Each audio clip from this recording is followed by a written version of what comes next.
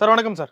வணக்கம் மார்ஷல். ஆதவர்ஜன் அவர்கள் விடுதலை சிறுத்தைகள் கட்சியிலிருந்து நிரந்தரமாக விலகிவிட்டார். அவர் விஜய் கட்சிக்கு போகலாம் அப்படின்ற மாதிரியான யூகங்கள்லாம் பரவி வருகின்றன. ஒருவேளை போயிட்டாருன்னா வச்சுங்களேன், அவர் ஒரு ஸ்ட்ராட்டஜிஸ்ட். நீங்க சொன்ன கணக்குகள்லாம் தவிடுபடி ஆயிடாதா? அவர் ஸ்ட்ராட்டஜி யார் சொல்றா? அவர் சொல்லிவிடுறாரு. Prashanth கிஷோருக்கு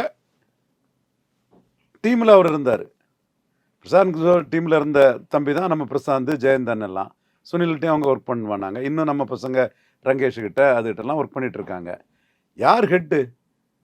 Sunil Kanugolu head, Prashant Kishor head, John Arokiasamy head, Rangesh head. அப்போ நீங்கள் இருக்கணும்னா ஹெட்டாக இருக்கணும். இவர் எங்கேயாவது ஹெட்டாக இருந்தாரா? ஏதாவது ஒரு டீமுக்கு ஹெட்டாக இருந்தாரா? இல்லையே. பிரசாந்த் கிஷோர் கூட இவர் இருந்தார், அந்த டீமுக்குள்ள இவர் இருந்தார். அது எப்படி நம்ம இது பண்ண முடியும்? பிரசாந்த் கிஷோருக்கு தான் ப்ளஸும் மைனஸும், காசும் அவருக்கு தான். அவரும் அதை வாங்கி பிரித்து கொடுத்துக்கிடுவார். அதே மாதிரி சுனில் கனகூலு தான். பார்த்தா சுனில் கனகூலு தான் 2019 ஸ்டாலினுக்கு 38 அடிச்சு கொடுத்தாரு. ஸ்டாலின் தான் எல்லாம், ஸ்டாலின் தான் லீடர். சரி, சுனில் கனகூலு அதில் இருந்தார். நாம கூட சுனில் கனகூலு கிட்ட பாமகவோட விசிகா தான் நல்லதுன்னு சொன்னோம். கலைஞரோட இன்னைக்கு பெரிய வெற்றியை பெற்று அரசியல் களத்தில் இருக்காருன்னா பாமக விசிகாவில் விசிகான்னு ஸ்டாலின் எடுத்த டிசிஷன் தான். அதுக்கு சுனில் கனகூலு முக்கிய காரணம். தென் சுனில் கனகூலு 2019 ஒரு எம்பி மட்டும் ஜெயித்த அதிமுகவை நிறைய எம்எல்ஏக்கள் ஜெயிக்க வச்சாரு. அப்போ இங்கே தமிழ்நாடு இதுக்குள்ளே டாப்பாக நிற்கிறது சுனில் கனகூலு தான். சுனில் கனகூலுக்கும் எதிராக நான் சில கருத்துக்களை சொல்லியிருப்பேன். நல்ல எனக்கும் அவருக்கும் மாறுபட்ட கருத்துக்கள் உண்டு. பாமக விஷயத்தில் விடுதலை சிறுத்தைகளை தான் பெட்டருங்கிறது என்கிட்ட தான் ஆலோசனை கேட்டார்.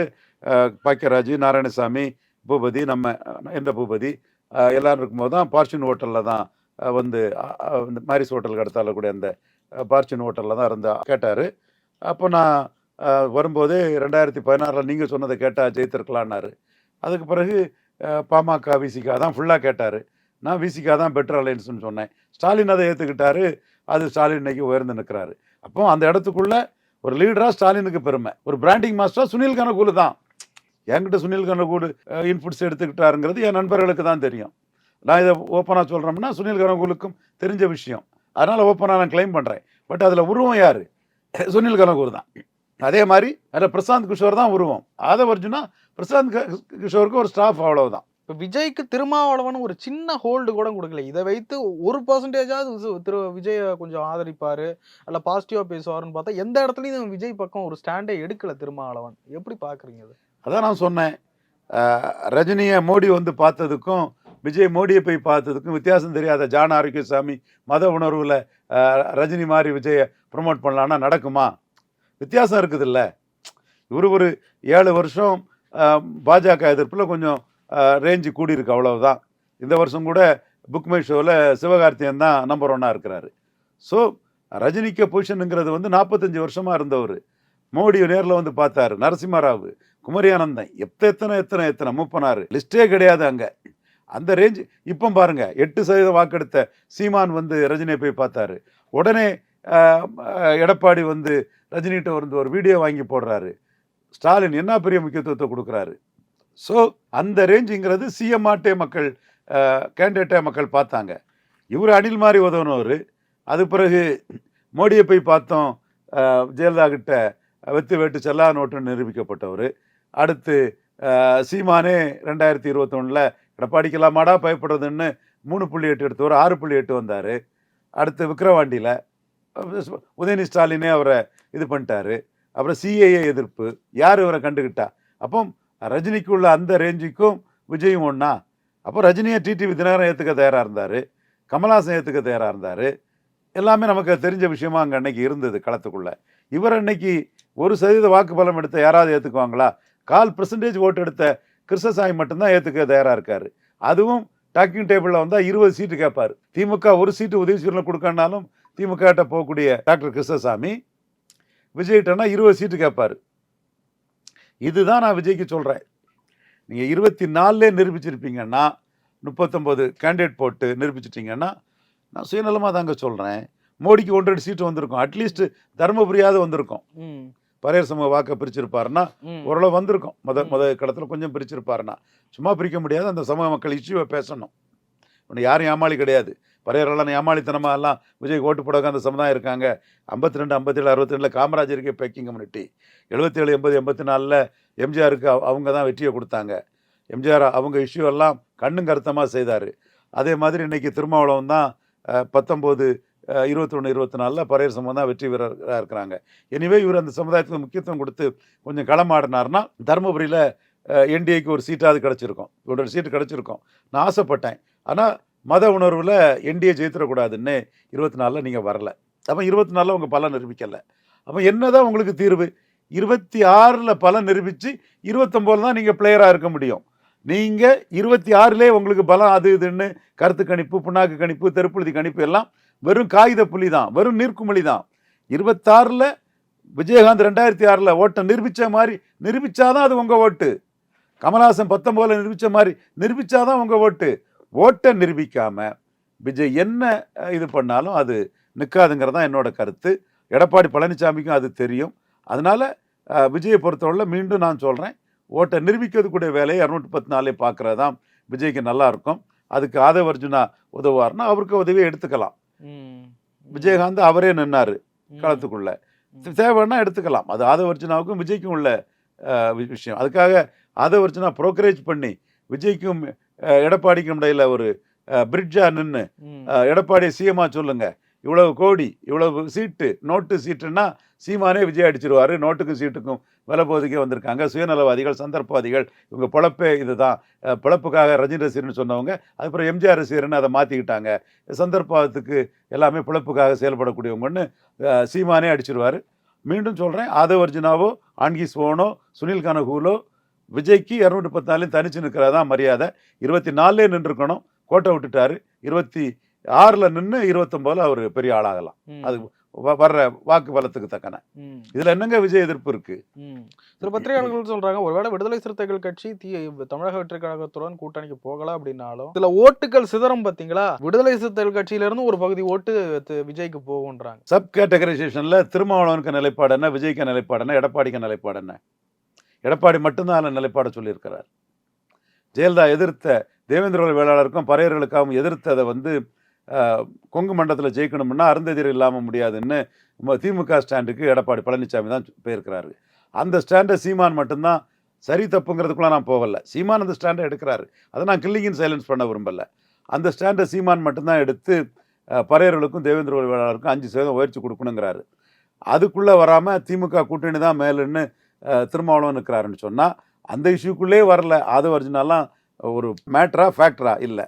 ஸோ பறையர் சமூக வாக்குங்கிறது அந்த சப் கேட்டகரைசேஷனில் உள்ள நிலைப்பாடு எடப்பாடி பழனிசாமி மாறினதில் ரெட்டலை போடக்கூடிய உழந்த பறையர் சமூக வாக்குகள் சீமான் பக்கம் போகும் நான் நினைக்கிறேன்.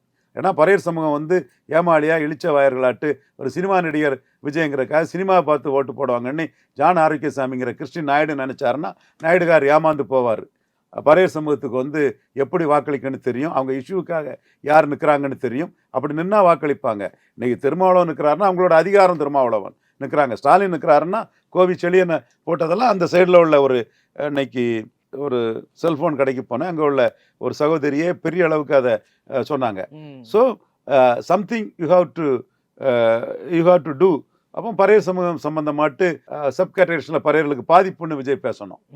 சும்மா ஓசியில் ஓட்டு வராது. ஆர் அதர்வைஸ் சீமான் விடுறது மாதிரி சீமான் 25 பறையர்களை பொதுத்தொகுதியில் விடுறாரா, நான் 30 விடுறேன்னு சொல்லணும். சும்மா ஏமாளியாக அந்த மக்கள் ஓட்டு போட மாட்டாங்க. விஜய்க்கு ஓட்டே போட மாட்டாங்கன்னு நான் சொல்ல வரல. சீமானுக்கு இதை காப்பி அடித்து ஜான் ஆரோக்கியசாமி பொது தொகுதியில் பறையர்கள்னு விஜய் ஆரம்பித்தான்னா சரி, ஓகே, சீமானும் போடுறாரு இவரும் போடுறாருன்னா பரவாயில்ல, நம்மளோட அதிகாரத்துக்காக நிற்கிறாருன்னு நினைப்பாங்க. ஒரு வார்த்தை சோறு போடாது. சும்மா நாக்கில் தேனை தடவிக்கிட்டு காதில் தேனை ஊற்றுறதுன்னு சீமான் சொல்கிற மாதிரி பறையர்களை ஏமாத்திர முடியாது.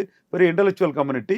அதிகாரமாக அவங்களுக்கு நிற்கிறது திருமாவளவன் தான். திருமாவளவன் கூட்டணி வெற்றி வீரராக நிற்கிறது பறையர் சமூகம் வட தமிழகத்தில் வெற்றி வீரருங்க அந்தஸ்து அவங்களுக்கு கிடைக்குது. இதைத்தான் திருமாவளவன்கிட்ட 11 சொன்னேன், கோட்டை விட்டுட்டாரு. இப்போ 3 எலெக்ஷனில் அவர் தெளிவாக போயிட்டுருக்காது. 4வது எலெக்ஷன்லேயும் அது அவங்களுக்கு கைகூடதுக்கான வாய்ப்புகள் தான் பிரகாசமாக இருக்குது. இன்னொரு ரவுண்டில் சீமான், ரெட்டைமலை சீனிவாசன், அயோத்திதாச பண்டிதர், பொது தொகுதியில் ஆதித்தமிழர், பறையதானடா அடிக்க சொன்னேன், ஒன்னையாடா அடிக்க சொன்னேன், இந்த மாதிரி அவர் சில நிலைப்பாடுகள் எடுத்து சப் கேட்டகரிஷனில் பறையர்களுக்கு பாதிப்புங்கிறதெல்லாம் பேசி அந்த லிஸ்டெல்லாம் கொடுத்து அவர் ஒரு களமாடுறாரு, களத்துக்குள்ள நின்று அந்த அரசியலை பண்ணுறாரு. அதே மாதிரி விஜய் வந்து பறையர் சமூக இஷ்யூவை எடுத்தால் தான் ஓட்டு கிடைக்குமே தவிர, சும்மா அங்கே ஒரு சில ஜாதிக்காரங்க வந்துக்கிட்டு பறையர்களுக்கு ஓட்டு போட தெரியாது, பறையர்கள் சினிமாவை பார்த்து ஓட்டு போட்டுருவான்லாம், இவன் ஜாதி மட்டும்தான் ஒழுங்காக ஓட்டு போடுற மாதிரியும் பறையர்கள்லாம் ஒழுங்காக ஓட்டு போடாத மாதிரி இவன் எங்கே பேச்சு எடுத்துடுறான். அப்படி பேச்சு எடுத்துறவன் சொல்கிறதெல்லாம் ஒன்றுமே கரெக்ட் கிடையாது. பறையர் சமூகத்தை பற்றி அவனுக்கு தெரியாது, போதுமான நாலேஜ் இல்லாத பசங்க அவனுங்க. நான் உறுதியாக சொல்கிறேன், பறையர் இஷ்யூவை விஜய் எடுத்தாருன்னா ஓட்டு கிடைக்கும். ஏமாளியாக சினிமாவை பார்த்தெல்லாம் எந்த பறையர் சமூக மக்களும் விஜய்க்கு ஓட்டு போட மாட்டாங்க. இதை குறித்து வச்சுடுங்க. சமீபத்தில் தமிழக வெற்றி கழகத்தின் செல்வாக்கு சார்ந்து ஒரு சர்வே ஒன்று சமூக வலைதளங்கள்லாம் உலாவிக்கிட்டு இருக்கு. அது சொல்லுங்க, அதை பற்றி உங்களுடைய கருத்து என்ன? பல சர்வேகள் வந்திருக்குது. ஒரு சர்வே 5.25 சொல்கிறான். நான் ஏன் இதில் உறுதியாக நிற்கிறேன், தனிச்சு போட்டுட்டா 4% தாண்ட மாட்டார், அதுதான் என்னோட கணிப்பு. சப்போஸ் தாண்டிட்டாருன்னு சொல்லிட்டு போகிறேன், பட் நான் உறுதியாக இருக்கிறேன். காரணம், நான் காரணங்களை சொல்லிட்டேன். இல்லை, டபுள் டிஜிட் கூட வராதுன்னு நினைக்கிறீங்களா? 4% தாண்ட மாட்டாருன்னு நான் உறுதியாக சொல்கிறேன். ஏன்னா நான் சூழ்நிலையை வச்சு சொல்கிறேன். இதே விஜய் வந்து 19 வந்தால் டபுள் டிஜிட் வந்திருக்கும், 21 வந்திருந்தா டபுள் டிஜிட்டுக்கு கொஞ்சம் நெருங்கி வந்திருப்பார், 24 வந்திருந்தாலும் நல்லா வந்திருப்பார். 19 வராதவர், 21 வராதவர், 24 வராதவர், 26 வர்றது டைம் சரியில்லைங்கிறத நான் சொல்கிறேன். நான் அதே விஜய் தான். இன்னும் சொல்லப்போனால் சினிமா மார்க்கெட்டில் 19 இந்த அளவோட குறைவான படங்கள் தான் நடிச்சிருப்பார். ஸோ சினிமா வச்சு இல்லை, அரசியல் சூழ்நிலை வச்சு 19 விஜய் வந்திருப்பாருன்னா அன்னைக்கு சீமான் 1.1 தான் இருந்தார். 19 விஜய் வந்திருப்பாருன்னா அன்னைக்கு வந்து பாஜக 2-3% தான் இருந்தாங்க. 19 விஜய் வந்திருப்பாருன்னா அன்னைக்கு எடப்பாடிக்கு எஸ்டாப்ளிஷ் ஆகலை. 19 விஜய் வந்திருப்பாருன்னா அன்னைக்கு ஸ்டாலினே எஸ்டாப்ளிஷ் ஆகலை. இன்னைக்கு ஸ்டாலின் 3 தடவை ஜெயித்து எல்லா இடைத்தேர்தலும் ஜெயித்து கலைஞர் மேல உள்ள வன்மத்தையும் காழ்ப்பணத்திலையும் ஸ்டாலின் மேலே காட்டின தமிழறி மணியன் ஐயா, தமிழறி பழக்கருப்பையா, சுமன் ஸ்ரீராமன் போன்றவங்களாம் சொன்னதெல்லாம் பொய், சவுக்கு சங்கர் சொன்னதெல்லாம் பொய்யா, ஸ்டாலின் வந்து பெரிய எஸ்டாப்ளிஷ் லீடராக இருக்கிறாரு. அடுத்தால எடப்பாடி பழனிசாமி நம்ம விமர்சித்தாலும் கூட 2 தடவை இரட்டை தலைமையாக வாக்கெடுத்தவர், 3வது தடவை அவர் பிரச்சாரம் பண்ணி அவருக்காக அவர் கொடுத்த 10.5க்காக அவருக்காக விழுந்த ஓட்டுங்கிறத நம்ம ஏற்றுக்கிட்டு தான் போகிறோம். ஒரு புல் டவுன் பண்ணுவோம், பலகீனப்படுத்துவோம். நான் பெனிஃபிஷரி காஸ்ட் ஆஃப் ஏடிஎம்கே சீமான் தூக்கிட்டு போனாலும் சரி, விஜய் தூக்கிட்டு போனால் கூட எனக்கு மகிழ்ச்சி தான். அதெல்லாம் நம்ம செய்வோம். ஆனால் இன்றைக்கி அவர் 3 தடவை வந்து ஸ்ட்ராங்காக நிற்கிறாருங்கிறது நமக்கு தெரியுது. அடுத்து வந்து சீமான் அவர் 1.1 தனிச்சு போட்டியிடறதுனால, எல்லா தேர்தலையும் போட்டியிடறதுனால ஏறி நிற்கிறாரு. விக்ரமணில் கூட விஜய் அவர் 2.0 கமல்ஹாசனாட்டு மாற்றிட்டாரு, போல்டாக வந்து நின்னார், ராமதாஸுக்கு பயந்து ஓடலை. ஸோ இந்த பொசிஷனில் என்டிஏ அண்ணாமலை தலைமையில் 18 இருக்குது. இதை தாண்டி தான் இவர் வந்து உள்ளே எடுக்கணும். 19லன்னா இந்த எதுவுமே இல்லை, ஸ்டாலினே எஸ்டாப்ளிஷ் ஆகலை, எடப்பாடியே எஸ்டாப்ளிஷ் ஆகலை, ரெட்டை தலைமை ஒரு மாதிரி சொதப்பிட்டு இருந்தது. சீமான் 1.1 தான் இருந்தார். அப்போ அன்னைக்கு வந்திருப்பீங்கன்னா உங்களோட நிலைமை வேறு. ஐயா எஸ் சந்திரசேகரன் அன்னைக்கு வர கூப்பிட்டாரு, எஸ்டாப்ளிஷ் ஆகிட்டா அது பிறகு காங்கிரீட் ஆனால் அப்புறம் அதை காலை வச்சு சதைக்கிறது கஷ்டம். அந்த புள்ளியில் தான் நான் சொல்கிறேன். விஜயகாந்த் வரும்போது 3வது யாரும் இல்லை.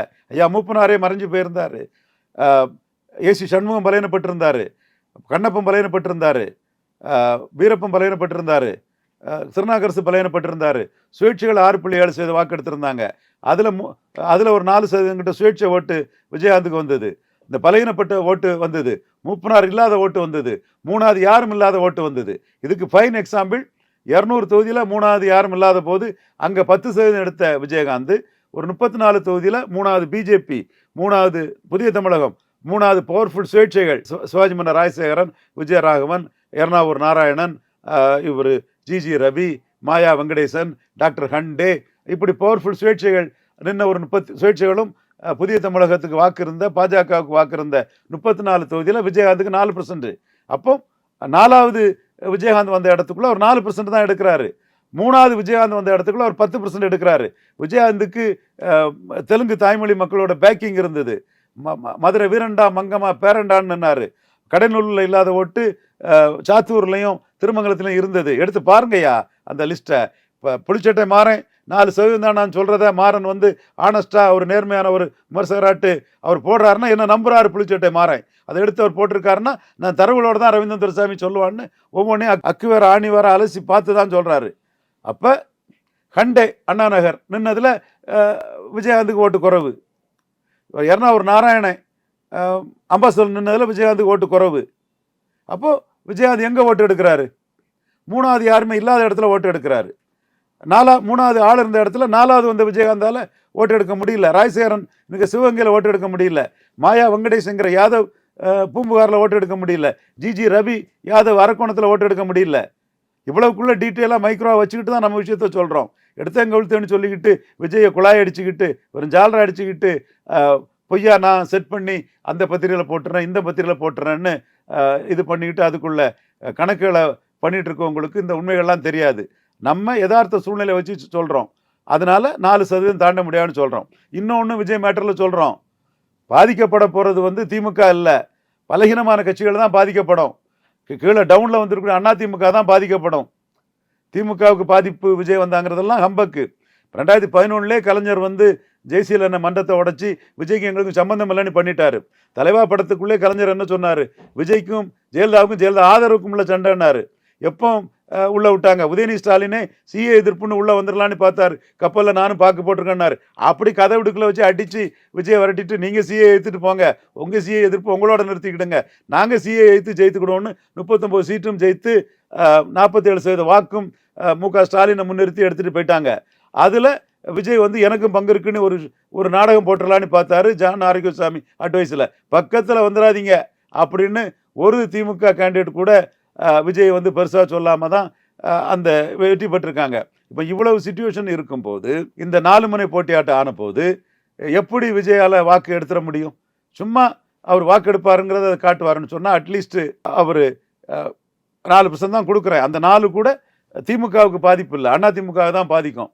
கமலஹாசனால் பாதிக்கப்பட்டது ரெட்டால தான், விஜயகாந்தால் பாதிக்கப்பட்டது கருப்பு எம்ஜிஆரால் பாதிக்கப்பட்டது சிவப்பு எம்ஜிஆர் தான். அந்த அம்மையார் புரட்சித் தலைவர் ஜெயலலிதா அம்மையார் தான் பாதிக்கப்பட்டாங்க. அதே மாதிரி என்டிஆரால் பாதிக்கப்பட்டது எதிர்கட்சிகள் தான். காங்கிரஸ் ஒரு 4% கம்மா ஓட்டை தான் பாதிப்படைஞ்சது. ஸோ ஆளுங்கட்சியாக இருந்த காங்கிரஸ்.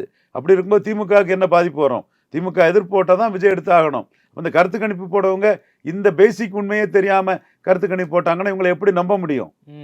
அதிமுக பாதிக்காதான் திமுக பாதிச்சிருமா கருத்து கணிப்பு போடுறாப்புல. எப்பா ஒரு புது சக்தி வரும்போது தோத்து போறவன் தான் பாதிப்பான்.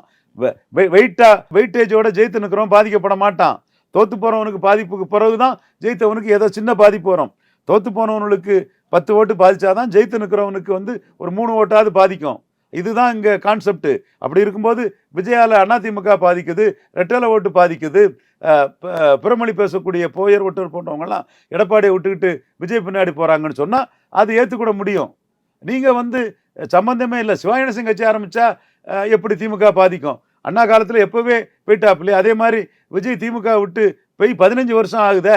15 வருஷம் திமுகவுக்கும் விஜய்க்கும் சம்பந்தமே இல்லாமல் அரசியல் ரீதியாக இல்லாத ஒருத்தர் கட்சி ஆரம்பிச்சா எப்படி பாதிக்கும்? அப்படிதான் பாதிக்க வச்சிடலான்னு தான் சிஐ எதிர்ப்புன்னு ஒரு நாடகத்தை போட வந்தாப்புல. விடுவாரா கலைஞர் பேரன் உதயநிதி ஸ்டாலின் அடிச்சு விரட்டி தள்ளிட்டாரு. அப்போ திமுகவுக்கும் விஜய்க்கு என்ன சம்பந்தம் இருக்கு? திமுக விட்டு எப்படி பாதிக்கும்?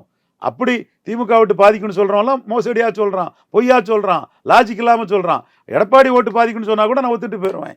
எடப்பாடி தானே பாதிக்கப்பட்டிருக்காரு. சீமானால ஜெயலலிதா உயிரோடு இருக்கும்போது 1% வாக்கெடுத்த சீமான் இன்னைக்கு 8% வாக்கெடுத்திருக்காருன்னா எடப்பாடி தான் பாதிக்கப்பட்டிருக்காரு. அதிமுக பலன் இல்லாத ஜாதியெல்லாம் சீமான் பின்ன வந்திருக்கிறான். தமிழிசையும் மற்றவங்களும் 2, 3 இருந்த இடத்துல இன்னைக்கு 10க்கு மேல அண்ணாமலை போயிட்டாருன்னா எடப்பாடி தான் பாதிக்கப்பட்டிருக்காரு. 40-20 ஆயிருக்கு. ஏன் திராவிட இயக்க தலைவர்னு மு.க. ஸ்டாலினே எடப்பாடியை பாதிக்க வச்சுட்டாரு. கலைஞரோட பெரிய வெற்றி, பெரிய வாக்கு சதவீதத்தில் ஸ்டாலினே போயிட்டாரு.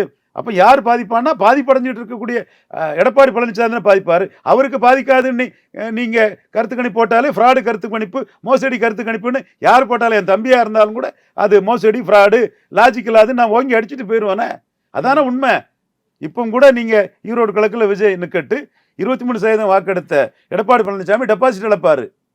56% வாக்கு இன்னைக்கு எடுத்திருக்க திமுக கூட தான் போகும். விஜய் நிக்கணும்னு அவசியமா ஈரோடு கிழக்கு தொகுதியில? அது அவர் விருப்பம். நிக்கலன்னா கமலஹாசன் 2.1 சீமான் சொல்லுவாரு. அவ்வளவுதான். அதுல என்ன இருக்குது? கமலஹாசன் கட்சி ஆரம்பிச்சுட்டு விக்கிரவாண்டியில நிக்கல. சீமான் விக்கிரவாண்டியில 1.5% ஓட்டு தான் எடுத்தாரு. தமிழ்கூறு நல்லுறவுல உள்ள அனைத்து அரசியல் ஆய்வாளர்கள் உங்களை என்லைட்டன் பண்ணது கேட்டுக்கிடுங்கப்பா. எனக்கு தெரியாத விஷயங்கள் உங்களுக்கு தெரியும். இந்த விஷயம் நீங்க என்லைட்டன் ஆகுது கேட்டுக்கிடுங்க. சீமான் 1.5% ஓட்டு தான் விக்கிரவாண்டியில், பழைய விக்கிரவாண்டியில் எடுத்தார். நாங்குநேரில் 2% ஓட்டு தான் எடுத்தார். கமலஹாசன் சீமானோட பவர்ஃபுல் ஆக்டர். அவர் பிரச்சாரம் பண்ணியிருந்தா, ஒரு கேண்டிடேட் போட்டிருந்தா சீமானுக்கு 1.5 ஆக்கி அவர் 3 to 4% ஓட்டு எடுத்திருப்பார். நாங்குநேரில் சீமான் 2% ஓட்டு தான் எடுத்தார். ஹரிநாடார் 2.5% ஓட்டு எடுத்தார். காலையிலேருந்து சாயங்காலம் வரை ஹரிநாடாரோட சீமானுக்கு ஓட்டு குறவுங்கிறதான் தொலைக்காட்சிகள்லாம் சொன்னாங்க. ஆனால் இன்னைக்கு சீமான் 8% இருக்காருன்னா நின்னாரியா சீமான் போல்டா நின்னாரியா, தினகரன் மாதிரி கமலஹாசன் மாதிரி ஓடல்லையா களத்தை விட்டு மக்களை நம்பி நின்னாயாங்கிற இதில் தான் சீமான் ஏறி போறாரு. அதே தான் இன்னைக்கு விக்கிரவாண்டியில் நடந்தது. ஜான் ஆரோக்கியசாமி மன வலிமை இல்லாமல் விஜயை களத்துக்குள்ளே வரவிடாம பண்ணிட்டாப்புல. மக்கள் என்ன சொல்கிறான், ராமதாஸுக்கு 10.5 கண்டு எடப்பாடியே நழுவி போகும்போது சீமான் நின்னாயா, ஜாதிவாரி கணக்கெடுப்பு நடத்தி கொடு, 18% இருந்தால் 14 கொடு, 13 இருந்தால் 10.5 கொடு, குறைவா இருந்தா குறைச்சி கொடு, அளந்து கொடு, எண்ணி கொடு சொல்றான் யா ராமதாஸ். உடனே கொடுன்னு ராமதாஸ் ஒரு போராட்டம் நடத்தும் போது ஜாதி வாரி கணக்கெடுப்பு நடந்து அளந்து கொடுன்னு சொல்றான்யா. விஜய் மாதிரி ஓடலையா, களத்துக்குள்ள நிக்கிறான்யா. அதுதான் சீமான் அன்னைக்கு விக்கிரவாண்டியில் 1.5 எடுத்தவர், நாங்குநேரில் 2 எடுத்தவர், நாங்குநேரில் அன்னைக்கு 10, விக்கிரவாண்டியில் 6 போயிட்டு இருக்காருன்னா, வளர்ந்துட்டு இருக்காருன்னா மக்களை நம்பி களத்துக்குள்ள நிற்கிறான் சீமான்ங்கிறது தான் சீமானுக்கு மெரிட்டு. அவர் ஒன்றும் விஜயகாந்த் மாதிரி வரும்போதே செல்வாக்கால வானத்தை போல வல்லரசு நடிகர் சங்க தலைவர்னு 3வது தலைவராக வரல. சீமான் வரும்போது 6வது தலைவராக தான் வந்தார்.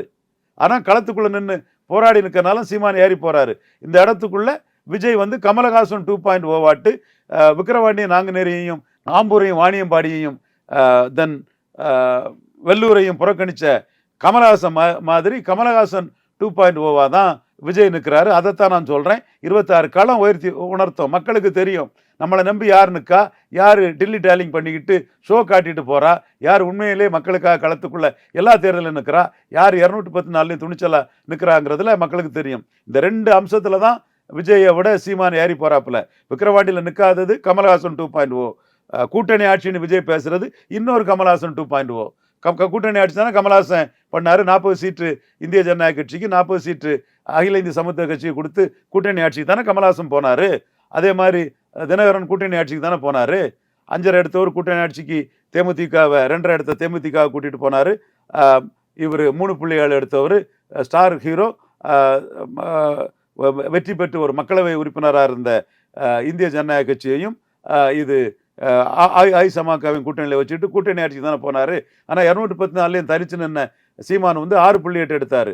கமலஹாசன் 2.5க்கு போயிட்டாரு. தினகரன் 2.5க்கு போயிட்டார். இதுதான் கான்செப்ட். அரசியல் விமர்சகர்கள் படிக்க வேண்டிய பாடம். இந்த பாடத்தை படிச்சுட்டு நீங்க பேசுங்க. இதுதான் சீமானுக்கு மெரிட்டு. தினகரன் தான் பெரிய ஆளு, ஆர்கே நகர் வெற்றி வீரர், அதிமுக பொருளாளர், ஜாதி பலம் கொண்டவர். Kamalahasan star hero, number 2 hero, தென் சென்னையில் 10% தாண்டினவர், ஸ்ரீபெரும்புதூரில் 10 தாண்டினவர், கோயம்புத்தூரில் 10 தாண்டினவர், 3வது தலைவராக ஒரு 6-7 மக்களவை தொகுதியில் ஒரு 40 தொகுதியிலேயாவது அவர் ஏற்றுக்கிடக்கு மக்கள் தயாராக இருந்தாங்க.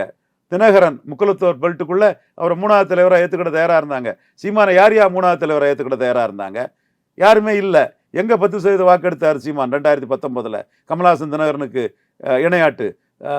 கமலஹாசன் தென் சென்னை, மத்திய சென்னை, வட சென்னை, ஸ்ரீபெரும்பூர், கோயம்புத்தூர், மதுரைக்குள்ள எடுத்தாரு. மதுரையில் 8 எடுத்தாரு. சீமான் எங்க 10 எடுத்தாரு? ஒரு தொகுதி சொல்லுங்க 3வது தலைவர்னு. தினகரன் முக்குலத்தோர் பெல்ட்டில் ஒரு 8 தொகுதிக்கிட்ட எடுத்தார், 10%. ஒரு தொகுதி சொல்லுங்க நாம் தமிழர் சீமானுக்கு. ஆனால் சீமான் ஏறி வந்தாருன்னா பாசிட்டிவா விழுந்த ஓட்டு, நிற்கிறான் நம்ம கூட நிற்கிறானே அவனுக்கு விழுந்த ஓட்டு. அதே தான் இன்னைக்கு நிக்கல்ல நாடகம் ஆடுறாரு. பறையர்களெல்லாம் ஏமாளின்னு நினைச்சு சீமான் 5% உயர்த்துன்னு சொல்லும்போது பேச்சு மூச்சு இல்லாம நடிக்கிறாரு விஜய். இது அந்த பறையர் சமூக மக்களுக்கு தெரியும்.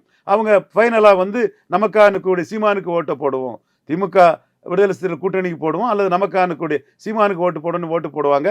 விஜய் சீமான் கம்பேரிசன் சீமானுக்கு பெரிய பலம்ங்கிறத நான் சொல்றது காரணம் இதுதான். சீமான் இலவசங்களுக்கு எதிர்த்து களத்துக்குள்ள நிற்கிறாரு. விஜய் இலவசத்துக்கு ஆதரவா எடப்பாடி கூட கூட்டணி போறதுக்கு நிற்கிறாரு.